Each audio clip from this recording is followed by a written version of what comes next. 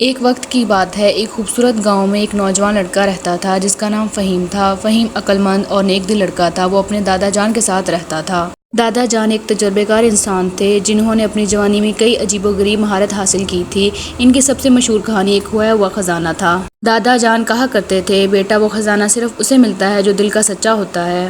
فہیم یہ سن کے سوچتا، کاش میں وہ خزانہ ڈھونڈ سکوں۔ ایک دن جب دادا جان بیمار ہو گئے تو فہیم نے فیصلہ کیا وہ خزانے کی تلاش کرے گا۔ فہیم نے ایک بیگ لیا اور پہاڑوں کی طرف روانہ ہو گیا۔ راستہ آسان نہ تھا۔ ایک جگہ ایک اندھیری غار ملی۔ غار کے باہر ایک تختی لگی ہوئی تھی، خزانہ صرف اس کا ہے جو سچ بولتا ہے اور سچ پر چلتا ہے۔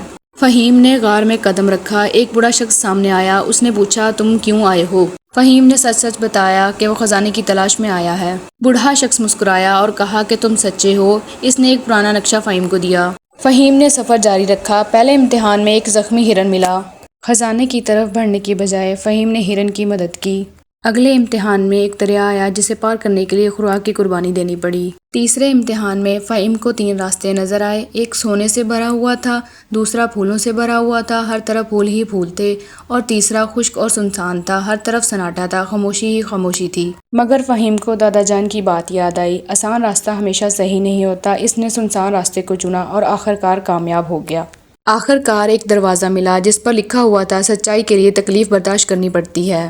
دروازے پہ نگران بیٹھا ہوا تھا۔ اس نے پوچھا، اگر تمہیں خزانے میں سے صرف ایک چیز ملے تو کیا لوگے؟ سونا، طاقت یا علم؟ فہیم نے جواب دیا، علم۔ دروازہ کھلا۔ فہیم ایک وسیع کمرے میں داخل ہوا۔ وہاں نہ سونا تھا نہ ہیرے، صرف ایک روشن کتاب تھی۔